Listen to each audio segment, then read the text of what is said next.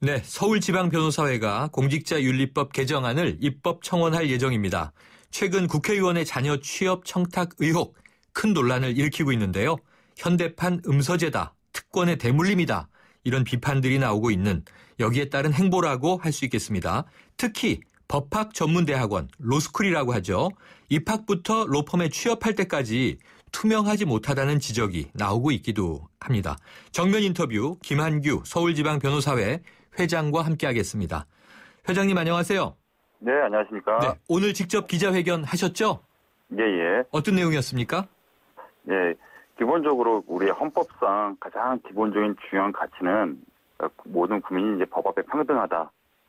이게 기본적인 원칙입니다. 그러니까 쉽게 말씀드리면은 이제 공정사회 실현이 우리 헌법상 가장 중요한 가치인데 그러기 위해서는 신분이나 경제력, 배경과 관계없이 모든 사람에게 동일한 기회가 주어지고 당사자가 땀을 흘린 만큼 그 대가를 받아야 되는 것이 우리 사회의 기본적 약속입니다. 네. 그런데 최근에 이제 불거진 이제 고위공직자들, 예를 들면 국회의원들이라든가 고위공직자들이 본인의 어떤 지위를 이용을 해가지고 이제 취업 자리가 알선이 된다든가 이런 현실이 안 그래도 지금 청년 실업이 사회적 큰 이슈가 되고 있는데 이렇게 되면은 결국 이게 과거에 지금 음서 문화 이런 것이 계속 현재도 유령처럼 떠돌고 있는 것이 아닌가 이런 취지에서 이런 문제의식을 가지고 저희 서울지방변호사회는 기존의 이제 공직자윤리법에서는 직계 존비 속 배우자에 대해서 이제 재산을 공개하게 되어 있습니다. 네. 그러면은 이제 취업 자리, 그러니까 어느 취업 자리도 공개하는 것이 국민이 객관적으로 감시할 수 있는 기회가 될 수 있다고 생각합니다. 네. 그래가지고 이것도 추가하는 걸로 공직자윤리법이 개정되는 것이 아닌가. 그래서 이런 것에 대해서 입법 청원을 준비하고 있습니다. 네, 재산뿐 아니라 취업 자리까지 말씀하셨는데요. 네. 지금 주신 말씀 너무 당연한 말씀인데 안 지켜져서 문제였던 거잖아요. 그러니까 결국 발단은 로스쿨 출신의 국회의원 자녀의 취업 청탁 의혹 지금 국민들이 공분하고 있는데 이 상황 어떻게 보시고 어떻게 파악하고 계세요? 네, 과거에 그러니까 기본적으로 이제 사법시험 체제에 대해서 사법시험에 대해서도 많은 이제 문제점이라든가 이제 비판점이 이제 제기되고 있긴 하지만 최소한도 법률가가 되는 기회 그리고 나중에 판검사가 되는 기준 취업의 기준 같은 거는 객관적이고 공정했습니다. 네. 왜냐하면은 가장 상식적으로 그 사람이 객관적인 평가 기준 점수 등수 이런 것이 완전히 공개돼 가지고 그 기준에 따라서 사법시험 합격이 결정되었고 판사, 검사, 각종 대형 로펌 취업 자리도 그 기준에 의해서 좌우가 됐습니다. 네.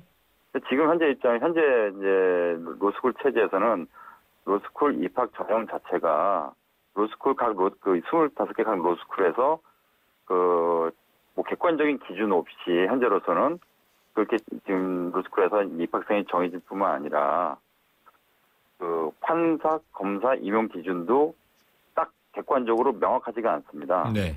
그럼 이렇게 되면은 최근에 논란이 되고 있는 이런 공정하지 않은 법률가가 양성될 수 있다. 이런 건 문제가 있지 않나 이런 생각이 듭니다. 네. 자, 이번 의혹으로 지금 회장님 짚어주신 대로 사법시험 존치 논란이 다시 확산될 조짐이 보이고 있어요. 회장님은 여기에 대해서는 어떤 견해를 가지고 계십니까? 네. 만일에 이제 사법시험이 예정된 수순대로 폐지가 된다면 지금의 어떤 음서제 논란 같은 것이 더욱 확대될 우려가 있습니다. 네.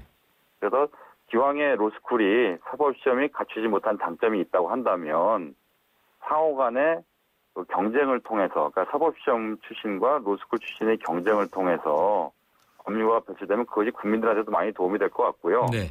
로스쿨 역시도 사법시험이라는 별도의 법률가 창구가 있다고 하면 객관적으로 검증이 된 사람을 뽑을 수밖에 없습니다. 네. 경쟁에서 이기기 위해서는.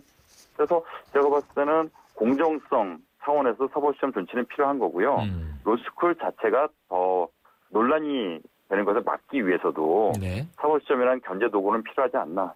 그래서 사법시험은 존치돼야 한다고 생각합니다. 그렇군요. 자, 지난달에요. 이 대법원이 형사사건 성공보수 무효 판결 내리지 않았습니까? 네. 이 변호사가 법치주의 실현의 한 축으로 정의와 인권을 수호해야 하는 공적인 지위에 있다. 이런 이유였는데요. 이 오랜 관행이 완전히 좀 바뀌는 판결이었다고 볼 수 있을까요? 네, 이게 형사사건 같은 경우는 보통 착수보수와 성공보수로 나누어져서 의뢰인들이 부담을 했는데요. 네. 이거는 어떻게 보면 일대 어떤 형사사건에 한해서는 법조 시장에서 어떤 혁명과 같은 판결이라고 할 수 있습니다. 네. 그래서 이 판결 직후에 서울지방 변호사회에서 형사사건 표준 계약서를 만들지 않았습니까? 예, 자, 이건 어떤 이유에서였고, 이 어떤 작용을 할 수 있나요? 네. 일단은 국민이라든가 의뢰인인 국민이라든가 변호사 업계가 큰 혼란이 야기될 수 있기 때문에 자칫하면 의뢰인들한테 괜히 불리하게 계약이 이루어지거나 이런 것은 좀 막을 수 있지 않을까 생각이 들어서요. 변호사들은 일한 만큼 보수를 받고 국민 의뢰인들은 투명하게 계약을 체결할 수 있게 해서 다양한 유형을 만들었습니다. 예를 들면 시간제 계약제라고 해서 변호사들이 일한 시간만큼 약정을 할 수 있는 케이스가 있고요. 네. 또 하나는 항목별 약정서라고 해가지고 예를 들면 검찰 단계, 공판 단계, 접견 횟수, 보석 청구, 이렇게 다양한 유형마다 약정을 할 수 있게 의뢰인들이 그래서 그것을 선택할 수 있게 이렇게 만들었습니다. 그래서 어떻게 보면 이번 기회에 의뢰인들은 변호사가 일한 만큼 보수를 지급하면 되는 것이고 변호사 역시도 자신이 일한 것을 구체화해서 그에 상하는 보수를 받을 수 있게 만들어가지고 어떻게 보면은 더 투명한 법조 시장을 만드는 데 도움이 될 수 있도록 그런 계획으로 만든 것입니다. 네. 어쨌든 의뢰인 입장에서는 법조 서비스를 받는데 좀 합리적이고 다양한 이 제도적 선택이 가능하니까 다행이다 싶긴 한데요. 자, 아까 말씀드렸던 이 판결이 법조계의 고질병인 전관예우, 참 이 얘기 많이 듣지 않습니까? 이걸 타파해보자는 의도도 담겨 있었잖아요.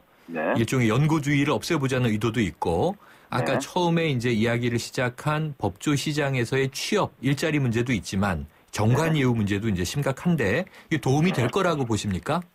이에 대해서 저희들이 일단은 저희들이 이 판결에 대해서 좀 우려되고 있는 것이 오히려 소수의 어떤 전관으로 문제되는 변호사들 같은 경우에는 과거와 달리 착수금이 오히려 높아지지 않을까. 그러니까 성공보수가 금지되어 있으니까 결과와 무관하게 착수보수만 대폭 높아지는 그런 좀 우려가 좀 부작용이 있지 않을까 우려가 되고 있고요. 기본적으로 이 전관예우 문제는 이런 식으로 이렇게 깜짝쇼 비슷하게 판결을 내릴 것이 아니라 최근에 서울중앙지법원 형사부에서 연고 관계에 있는 전관들 변호사들이 선임된 경우는 재배당을 하고 있습니다. 예를 들면 논란이 된 게 이제 홍준표 이항구 사건 같은 경우에는 담당 재판부가 일부는 재배당된 경우도 있는데요. 이런 식으로 법과 제도로 전관예우를 타파하는 것이 더 올바른 지름길이 아닌가 생각합니다. 그렇군요. 아직도 이게 논란이 있는데요. 제가 잘 몰라서 여쭤보면 혹시 다른 나라, 다른 국가에서도 형사사건의 경우에 성공보수라는 것이 존재하는 경우가 있나요? 일본과 같은 경우는 성공보수가 있고요. 독일 같은 경우는 원칙적으로 금지하고 예외적으로 허용하고 있습니다. 차이들이 좀 나라마다 있네요. 각 나라 문화와 관습에 따라 정해지는 건데 궁극적으로는 우리나라 같은 경우도 사실 법으로서 규정을 해서 원칙적으로 금지하되 예외적으로 예를 들면 일반 서민들 같은 경우에는 몇백만 원이 되는 변호사 보수를 일시적으로 만들 수 없으니까 예외적으로 적정한 금액선에서는 성공보수를 허용한다든가 약간 예외 탈출구는 좀 마련하는 것이 외국 입법례를 봐도 타당하다고 생각합니다. 회장님 결국 그러니까 형사사건 성공보수 무효 판결이 이제 정착되더라도 문제는 성공보수는 없어지지만 착수금이 높아지는 효과도 있을 거고 전관예우가 바로 없어지진 않을 것이다라고 좀 우려하셨는데요. 결국은 법과 제도로 막아야 된다 이렇게 말씀하셨는데 맞습니다. 구체적으로는 전관예우를 막기 위한 법과 제도 구체적으로는 어떤 내용을 좀 도입해야 된다고 보세요? 가장 중요한 것은 흔히 전관예우 논란이 불거질 때마다 언급되는 것이 전화변론입니다. 전화변론이라는 예, 전화변론이라는 것은 즉 전관들이 이제 변호사 유임장을 제출하지 않고 네. 우회적으로 이제 좀 변론하는 경우인데 네. 현행 변호사법에는 유임장을 제출하지 않고 변론하는 전화변론을 금지하고 있습니다. 네. 근데 문제는 금지만 하고 있고 형사처벌 규정이 없습니다. 그러니까 마치 이거는 뭐 음주운전 하지 말라고 하고 처벌 규정이 없는 거하고 마찬가지로. 그러네요. 예, 그래도 보통 과태료 한 1, 200만원 나오고 과거에 실제로 모 검찰총장 출신 변호사 같은 경우에는 무려 1억 원에 달하는 변호사 보수를 받고 전화변론을 하다 적발이 됐습니다. 네. 그런데 과태료를 겨우 400만 원만 내고 말았습니다. 네. 그러면은 이렇게 그렇죠. 처벌 규정이 없으면은 맞습니다. 사실 변호사들 전관들 같은 경우도 이런 유혹에 시달릴 수밖에 없거든요. 네, 알겠습니다. 처벌 규정이 필요하다 회장님. 생각합니다. 네, 그러니까 뭐 1억 벌고 400만 원 벌금 내면 누구라도 하겠죠. 벌금도 아니고 문제군요. 과태료입니다. 과태료. 과태료. 네. 알겠습니다. 회장님. 네. 오늘 말씀 감사합니다. 네, 대단히 감사합니다. 지금까지 김한규 서울지방변호사회 회장이었습니다.